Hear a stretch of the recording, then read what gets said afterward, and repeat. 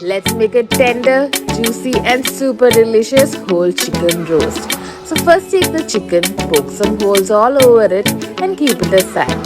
Then add onions, green chilies, mint leaves, coriander leaves, red, green and yellow capsicum, Kashmiri chili, red chili, pepper, garam masala, cumin, turmeric, salt, chicken cubes, ginger garlic paste, curd and oil. Combine this really well and start marinating the chicken all over. Stuff some too. Basically give a good masala malish and keep it for around 1 to 2 hours. Later, start cooking the chicken.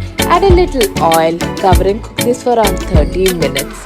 Toss it over and cook it again for 30 minutes. You can see the water draining out of the chicken and it's super aromatic. Pour this over the chicken occasionally and lastly add some cashew paste. Mix it up really well, cover and cook it again for 5 minutes and finally garnish it with some coriander leaves. This roast is definitely a must try. So do give it a shot. Bye from